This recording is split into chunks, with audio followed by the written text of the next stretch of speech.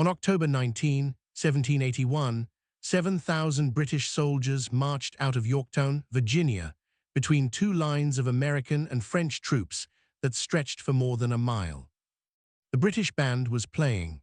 The soldiers' flags were furled and cased, a deliberate humiliation, the military custom for a force that has surrendered in disgrace. The men who marched between those lines were the most professionally trained soldiers on earth, part of the most powerful empire the world had ever seen, and they were stacking their muskets in a field because they had run out of choices. The British commander, General Charles Cornwallis, was not there.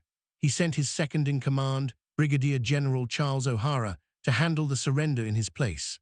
O'Hara was ordered to present Cornwallis's sword to the French general, Rochambeau, as if to imply that France was the real opponent, that surrendering to the Americans was beneath the dignity of a British general.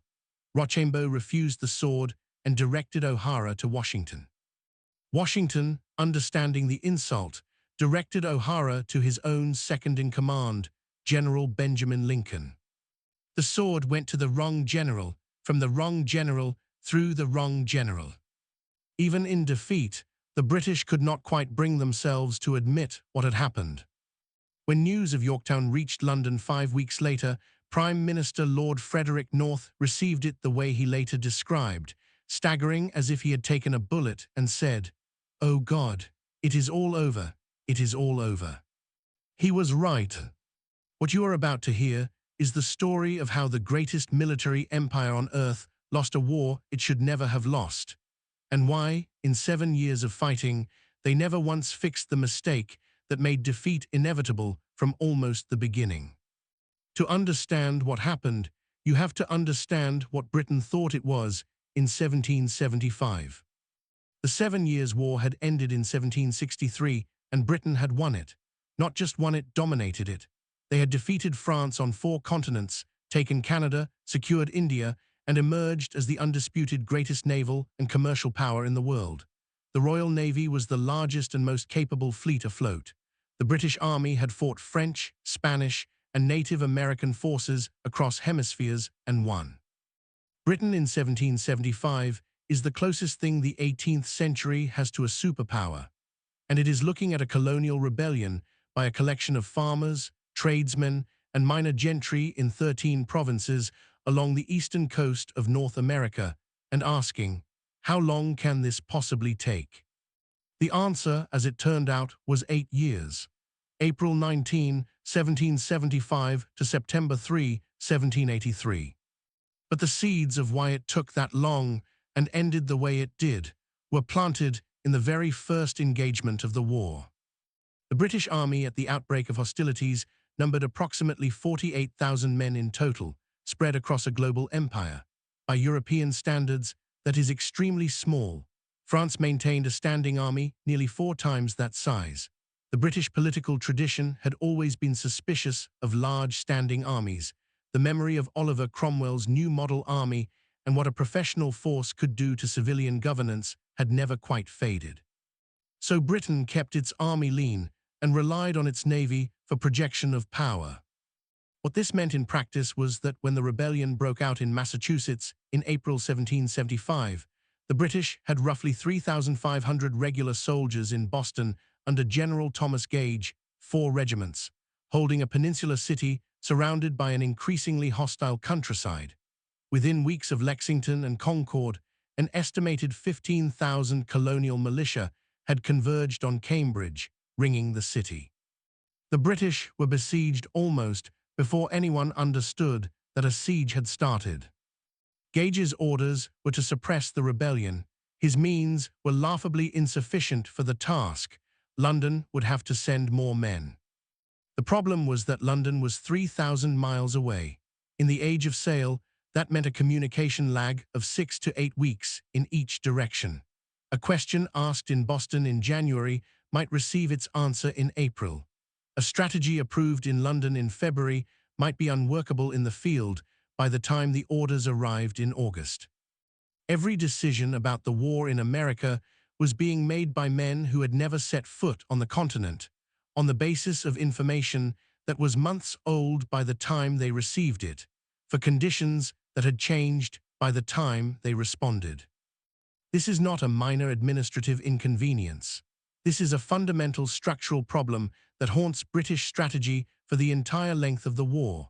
And it matters because the man in London most responsible for coordinating that strategy, Lord George Germain, Secretary of State for the American colonies, proves spectacularly unable to manage it. We will come back to Germain. His decisions in 1777 deserve their own chapter. First, the battle that set the psychological template for everything that followed. On June 17, 1775, the British Army assaulted colonial fortifications on Breed's Hill, just outside Boston. The colonial militia had occupied the hill overnight and thrown up earthworks by dawn. British General Howe led the assault in 3 waves, in parade ground formation, up a slope defended by men who had been told not to fire until they could see the whites of the enemy's eyes. The redcoats advanced in close-ordered lines across open ground. The colonial muskets opened up at close range. The British took the hill. It cost them 1,054 men killed or wounded, 40% of the assault force. It is still the highest casualty rate the British Army suffered in any single engagement until the Battle of the Somme in 1916, 141 years later. General Howe won the field and never forgot the price of it. He would spend the next 3 years as Britain's commander-in-chief in America, winning battles and declining to press them.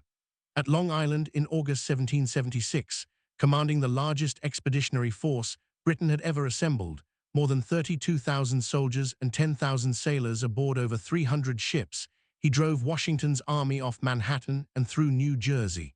He had the Continental Army cornered, demoralized, and outnumbered. He did not pursue. Washington and 9,000 survivors slipped across the East River in the dark and escaped. Whether Howe's restraint reflects the psychological weight of Breed's Hill or supply constraints, or a genuine hope that Washington might negotiate rather than fight to the last, historians have debated for 2.5 centuries. What is not debatable is the consequence. At the moment when Britain came closest to ending the war quickly, with a single decisive blow, the blow was not delivered. George Washington understood what his survival meant. He wrote at the time, and returned to the idea throughout the war, that the Continental Army's existence was the Revolution's existence. If the army lived, the Revolution lived. Britain had to destroy the army. He simply had to not be destroyed. It sounds passive. It is actually the most sophisticated strategic insight of the entire war. The Romans called this approach the Fabian strategy, after the general Quintus Fabius Maximus, who chose attrition over pitched battle when facing an enemy, Hannibal, he could not defeat in open field. Washington, surrounded by officers and politicians who wanted aggressive action and decisive battles, came to the same conclusion Fabius had come to 17 centuries before. When your enemy is stronger than you, the objective is to make him pay more than he is willing to pay, for as long as it takes, until he runs out of will. Britain, on the other hand, needed a quick win. The longer the war ran, the more it would cost. The more it cost, the more the political will to sustain it would erode. And the longer it ran, the more time there was for other European powers, France especially, nursing its wounds from the 7 Years' War, to see an opportunity and take it. Every month Washington survived, Britain's strategic window narrowed. Howe could have closed it at Long Island. He chose not to, or could not, or the logistics made it impossible. The historical argument continues. The result does not. The Continental Army escaped. Washington did not stop running until he reached the far bank of the Delaware River in New Jersey, with perhaps 3,000 men still under arms and morale at its lowest point of the entire war. On Christmas night, 1776, George Washington did the one thing his depleted, freezing army needed more than food or ammunition or powder. He won. Crossing the Delaware River in darkness and bitter cold with 2,400 men, he struck the Hessian garrison at Trenton, New Jersey, at dawn. The battle lasted approximately 45 minutes. Washington's losses: 2 men dead of exposure on the march. 5 wounded, one of them an 18-year-old captain named James Monroe, who would one day become the 5th President of the United States. The Hessian garrison of nearly 900 men was captured almost entirely intact. Then he crossed back, struck again at Princeton, and disappeared into winter quarters. The engagements at Trenton and Princeton did not change the military situation in any fundamental way. Britain still held New York. Britain still controlled the sea. The Continental Army was still outnumbered, undersupplied, and chronically short of men whose enlistments hadn't expired. What the victories changed was something less tangible and more important. They proved that the army was still alive, still capable, and still in the field. Wavering colonists, who had begun to wonder whether the revolution was already over, had their answer. It wasn't. And across the Atlantic, a French king who had been watching the colonial rebellion with considerable interest had his question answered too. The Americans could still fight. King Louis XVI was not primarily motivated by admiration for American political philosophy. France had a more concrete objective: revenge. The 7 Years' War had been a catastrophe for France. Canada lost, India lost, global commercial primacy lost. The chance to bleed Britain's greatest imperial asset, to expend British resources and attention on a transatlantic war, to weaken the power that had humiliated France a decade earlier. This was the opportunity of a generation. Benjamin Franklin, working in Paris with 2 other American diplomats, understood this perfectly. He was not selling liberty to the French court. He was selling Britain's defeat, and he was very good at his job. But France needed to believe the Americans could win, or at least hold out long enough to make British defeat possible. Trenton bought that belief. Saratoga sealed it. In the winter of 1776, General John Burgoyne traveled to London to sell Lord George Germain a plan. Burgoyne was everything the 18th century admired in a military officer: tall, confident, theatrically commanding, and deeply fond of his own ideas. He had a gift for self-promotion and a weakness for assuming that his enemy would behave as he expected. He proposed to lead an army of approximately 7,000 men south from Canada, down the Hudson River corridor, to Albany, cutting New England off from the rest of the colonies, and in theory, collapsing the rebellion's northern infrastructure. Germain approved it. He also approved General Howe's separate plan to sail his army south and capture Philadelphia. The problem so obvious that historians have been astonished by it for 200 years, is that these 2 plans are incompatible. Burgoyne moving south toward Albany assumes Howe will be moving north from New York to meet him, closing the trap. Howe sailing south to Philadelphia means the trap has no northern jaw. Burgoyne would be marching deeper and deeper into hostile wilderness, his supply lines stretching thinner with every mile, with no supporting force coming to meet him. Germain, managing the war from London on reports months out of date, approved both campaigns apparently without recognizing the contradiction. He would spend the rest of his life arguing it was not his fault. Burgoyne moved south from Canada in June 1777 with his full force: British regulars, Hessian troops, loyalists, and Native American allies. He retook Fort Ticonderoga on July 6.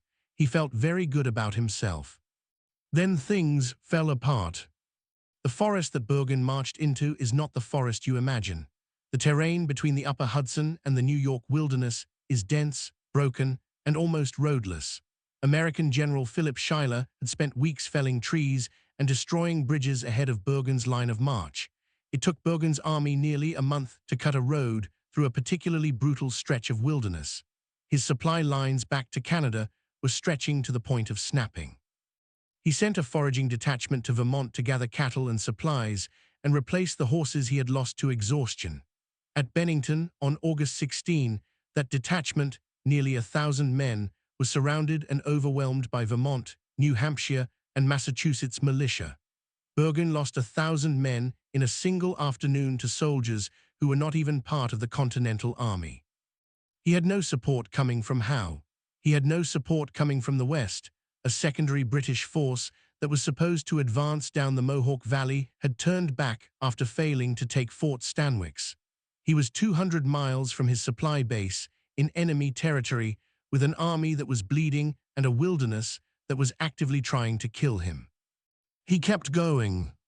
What happened next, on September 19 and October 7, 1777, in the rolling fields and forested ravines south of the town of Saratoga, was not on paper a battle Britain should have lost. American General Horatio Gates had fortified a position on Bimy's Heights overlooking the Hudson that was difficult to assault frontally. Burgoyne assaulted it anyway. In the first engagement at Freeman's Farm, the British held the field but lost twice as many men as the Americans. Burgoyne dug in and waited for reinforcements that were never coming. On October 7, he attacked again. He should not have attacked again. The second battle at Bimy's Heights ended with the British line broken and driven back. Benedict Arnold, still, at this moment, one of the most brilliant American battlefield commanders of the war, was wounded leading a charge that shattered a Hessian position and drove the British back into their fortifications. By October 13, Burgoyne's army was surrounded. He was nearly out of food. He had two choices: fight his way out or surrender. On October 17, 1777, General John Burgoyne formally surrendered to General Horatio Gates. 5,895 British and Hessian officers and men laid down their arms. It was the first time a British army had ever surrendered in recorded history. One American soldier watching the British march out later wrote, "It was a glorious sight to see the haughty Britons march out and surrender their arms to an army which but a little before they despised and called poltroons." News of the surrender reached Paris on December 4, 1777. Benjamin Franklin was there. Within 2 days, King Louis XVI had agreed to begin formal alliance negotiations. The Treaty of Alliance between France and the United States was signed on February 6, 1778. France declared war on Britain the following month. Britain was no longer fighting a colonial insurrection. It was now fighting France, the largest land army in Europe, plus Spain, which joined in 1779, and the Dutch Republic, which followed in 1780. The war that had been difficult became impossible. Britain had to strip forces from North America to defend the West Indies, where French fleets were threatening the sugar islands that were the empire's real source of wealth. It had to defend Gibraltar, besieged by Spain. It had to worry about invasion of the English Channel itself. Every soldier and every ship sent to suppress a rebellion in New England was a soldier and a ship not defending somewhere else. The army that had seemed overwhelming in 1776 was now dangerously overstretched across a global conflict it had not planned for and could not afford. Because one man in London had approved two incompatible campaigns simultaneously, Britain had given France the one thing France needed: proof that the Americans could win. After Saratoga, the British needed a new strategy. Lord Germain, still in his position, which tells you something about how accountability worked in the 18th century, devised one. The thinking went like this: the North is essentially lost. The Continental Army is too mobile, the population too hostile, and French involvement too complicating. But the South, Virginia, the Carolinas, Georgia, is different. The South has a large loyalist population. Strong loyalist sympathy will provide local forces to hold territory while the regular army advances. Take the southern cities, use loyalists to pacify the countryside, and hold at least the southern colonies as a negotiated outcome. This plan had one fatal flaw, and it was not a flaw Britain discovered until the plan was already in motion. The loyalist support was not as strong as London believed. The British took Savannah in December 1778 and Charleston in May 1780, capturing approximately 5,400 American troops in the largest Patriot military disaster of the entire war. General Cornwallis then moved north into the Carolinas with considerable confidence.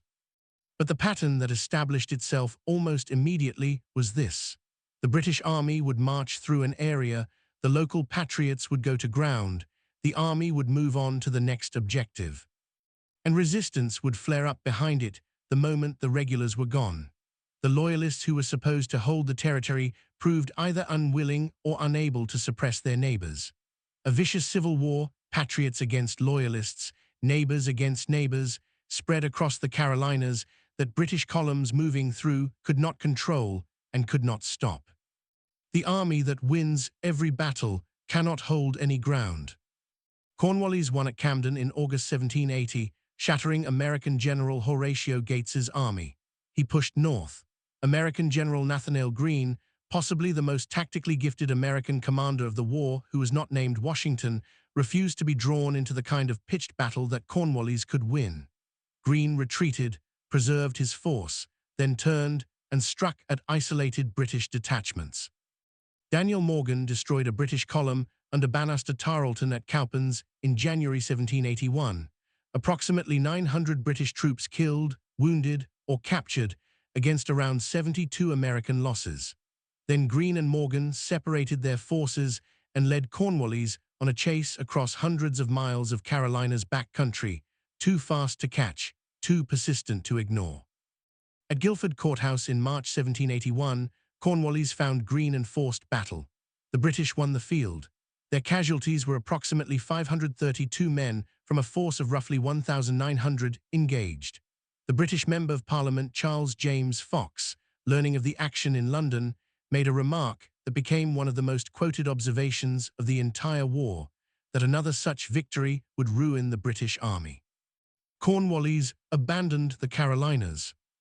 He had won nearly every major engagement in the South. He had no army left to hold what he had won, and the territory he had passed through was as hostile as it had been before he arrived. He turned north toward Virginia, searching for a position where he could resupply and receive reinforcements from General Clinton's army in New York. He found it at Yorktown. He chose wrong. In late summer 1781, the war came down to a race that Britain lost by 5 days. Cornwallis settled his army at Yorktown, Virginia, in August, a tobacco port on a peninsula between the York River and the James. He had approximately 8,000 men. He expected General Clinton to send reinforcements from New York. He expected the Royal Navy to control the Chesapeake Bay and keep his supply lines open. He dug earthworks and waited. What he did not know was that Washington and the French General Rochambeau had already been in communication with French Admiral the Comte de Grasse, commanding the French West Indies fleet. De Grasse had agreed to bring his fleet north to the Chesapeake. The plan had been set in motion weeks before Cornwallis chose Yorktown. The Franco-American army began its march south from the Hudson Valley, covering 200 miles in 15 days, under the pretense, maintained in signals and movements visible to British observers, that they were preparing to besiege New York. Clinton watched them march south and stayed in New York. On August 28, 1781, de Grasse arrived at the entrance to Chesapeake Bay with a fleet large enough to seal it. He found no British warships inside. He positioned his fleet and waited. On September 5, the British fleet under Admiral Thomas Grave arrived to break the blockade. The Battle of the Capes, also called the Battle of Virginia Capes, lasted about 2.5 hours. When it was over, the British fleet had been damaged enough that Grave chose to withdraw to New York for repairs. He would return with reinforcements. Cornwallis was now alone on his peninsula. The box was closed. By September 28, approximately 17,000 Franco-American troops had encircled Yorktown. Washington's siege plan was methodical: dig trenches, bring the artillery forward, pound the British positions into submission. On October 9, American and French guns opened the bombardment. Washington fired the first American cannon himself. The heavy artillery knocked out most of the British guns by October 11. On the night of October 14, American troops under Lieutenant Colonel Alexander Hamilton assaulted Redoubt 10 in a bayonet charge in the dark. French troops simultaneously took Redoubt 9. The Allied artillery was now close enough to make British resistance impossible. On October 17, a lone drummer boy appeared on the British parapet, beating the pattern that meant one thing across every army in the world. He wanted to talk. An officer stood beside him waving a white handkerchief tied to a sword. Cornwallis asked for terms. The British relief fleet, carrying 7,000 men, finally sailed from New York on October 17, the same day Cornwallis asked for terms. It arrived in the Chesapeake on October 24, 5 days too late. On October 19, 1781, 7,087 British officers and men, plus 900 seamen, surrendered to George Washington at Yorktown. With them went 144 cannons, 15 galleys, a frigate, and 30 transport ships. The British band played as the soldiers marched out. The tune they chose, or that tradition says they chose, because this is one of those stories that has slipped into folklore and may not be precisely verifiable, was called "The World Turned Upside Down." An old English song. The world in which these things could happen was not the world these soldiers had marched into it expecting. Cornwallis was not there to see it. News of Yorktown reached London on November 25, 1781. Lord North, the Prime Minister who had managed Britain's prosecution of the war for 11 years, received the dispatch from Lord Germain. He took it, according to accounts recorded at the time, the way he would have taken a ball in the chest, staggering, packing, arms thrown out, and said, "Oh God, it is all over, it is all over." It was, or close enough. King George III was not ready to accept it. He wanted to continue the war. He talked about abdicating rather than surrendering. Parliament disagreed. On March 4, 1782, the House of Commons passed a motion to end further prosecution of offensive warfare on the continent of North America. Lord North resigned 16 days later. The British still had 30,000 men in North America, holding New York, Charleston, and Savannah. The war technically was not over, but the will to fight it was gone, and without will, 30,000 men are just an expensive occupation force waiting for a boat home. Peace negotiations began in Paris in the summer of 1782. Benjamin Franklin, John Adams, and John Jay represented the United States. They were shrewd enough to recognize that France, officially an ally, had interests of its own in the outcome, interests that did not necessarily align with a strong, large American republic. So the American delegation negotiated directly with Britain, bypassing France, and extracted terms so generous that the British negotiators described them that way themselves. The Treaty of Paris was signed on September 3, 1783. Britain acknowledged the United States as free, sovereign, and independent states.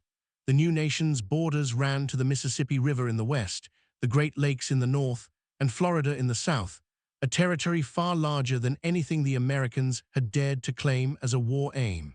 Britain had lost not just the 13 colonies, but the empire behind them. The same September, Britain signed separate peace treaties with France, Spain, and the Dutch Republic. France received Tobago and Senegal. Spain recovered Minorca, West Florida, and East Florida. The war that had begun over colonial tax policy ended with Britain ceding territory on 3 continents. Historians call the Treaty of Paris the end of the First British Empire. They are not being dramatic. The empire that emerged from 1783 was oriented differently toward India, toward Africa, toward the Pacific, and defined itself differently. The loss of America did not destroy British power, but it fundamentally redirected it in ways that are still visible in the world today.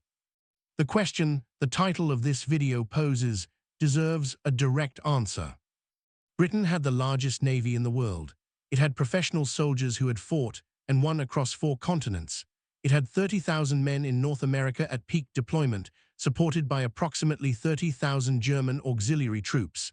The Hessians hired because the British Army alone was not large enough for the task. It captured every major American city: Boston, New York, Philadelphia, Savannah, Charleston. It won the majority of the significant engagements fought in open field. And it lost. Here is why. The fundamental problem is one that Britain identified early and never solved. The continent was too large to garrison, and the population was too hostile to pacify by force. The American battlefield trust in its strategic analysis puts it plainly, There was no hope of conquering America with the resources Britain was willing to commit. The territory was too vast and the resources too few. To hold America, Britain would have needed to be everywhere at once. It had the men to be somewhere. That was not enough. Every time a British army took a city or a region, it found the same thing. The patriots melted away, the loyalists proved fewer and less resolute than London had promised, and resistance reappeared behind the army the moment it moved on. Britain could win battles. It could not hold ground. And on a continent 3,000 miles wide, winning battles that don't hold ground is just a very expensive way to lose. There is a second problem, equally fundamental. Britain went into this war planning to fight the wrong war. The war Britain planned for was a short punitive expedition, put down a colonial insurrection, arrest the ringleaders, restore order. The professional army against the farmers. Over in a season, maybe two. The war Britain got was an 8-year global conflict against France, Spain, the Dutch Republic, and an enemy on a continent so vast that traditional European military doctrine, bring the enemy to battle, win decisively, dictate terms, simply did not apply. Washington had grasped this by 1776. His strategy from the moment he accepted the Fabian approach was not to defeat Britain in the field, it was to outlast Britain's will to fight. As long as the Continental Army existed, the revolution existed. Britain had to destroy the army. All Washington had to do was not be destroyed. It sounds passive. The men who lived through Valley Forge and the freezing retreat across New Jersey know it was not passive at all. It was one of the most demanding strategic disciplines in military history, preserving a force that every instinct screamed should be used, because using it wrongly would end everything. And there is a third problem. The decisions were being made in London. Lord Germain approving two incompatible campaigns in 1777 from an office in Whitehall on the basis of dispatches that were months old for a theatre of war he had never visited. Generals receiving orders that no longer reflected the situation on the ground. Communication that moved at the speed of sail. The war in America was not lost only by the generals. It was lost partly by the system. The distance, the lag, the inability of the men making strategic decisions to understand what the men executing those decisions were actually facing. All of these problems existed from the beginning. Britain never fully solved any of them. Saratoga was not the cause of British defeat.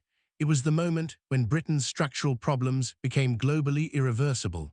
Once France entered the war, the arithmetic changed permanently. Britain was now defending everything at once.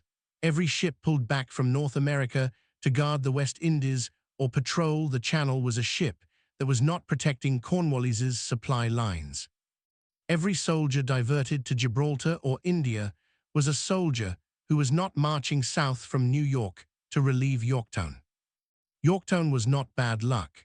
It was the compounding of 7 years of structural problems in one peninsula in Virginia, sealed by a French admiral who arrived in the Chesapeake 5 days before the British relief fleet. 5 days. 7 years, one loss, an empire's first great chapter ended. Britain did not collapse after 1783.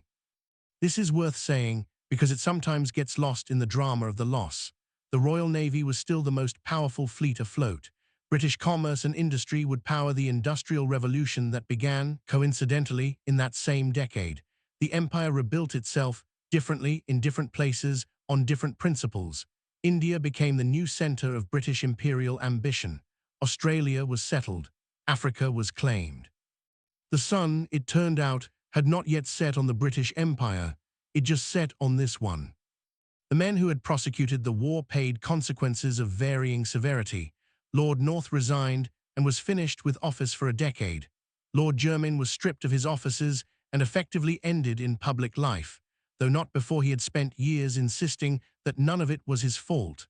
Howe and Burgoyne both defended their records before Parliament, with inconclusive results. Cornwallis's reputation survived almost intact. He went on to serve in India with considerable distinction and to a second surrender, this time as the recipient, when he accepted the French surrender at Seringapatam years later. History has a long memory and an ironic sense of timing. Washington, of course, won. He resigned his commission in December 1783, returned to Mount Vernon, and was eventually persuaded back into public life to become the first president of the United States of America. The man who had been dismissed by British officers in 1776 as a colonial soldier whose army would scatter at the first real pressure had outlasted the most powerful empire in the world through 8 years of war. Not by outfighting them, by refusing to be destroyed. The Continental Army had never had more than about 17,000 men under arms at any given time. The British and Hessians opposing them numbered 50,000 at peak. Britain won most of the battles. America won the war. When you ask how Britain threw away an empire, the answer is not really a catalogue of lost battles or failed generals or strategic blunders, though all of those are in the story. The answer is simpler and more uncomfortable. Britain tried to use military force to solve a political problem on a continent where military force could not reach far enough to touch the politics. The colonists were not fighting because they were forced to. They were fighting because they had decided to. And against that, against people who have decided, the last argument of kings eventually runs out. If this changed the way you think about what actually happened in those 8 years, subscribe. There is a lot more where this came from. And drop a comment. Which moment do you think was the real point of no return? Bunker Hill, Long Island, Saratoga? Let me know.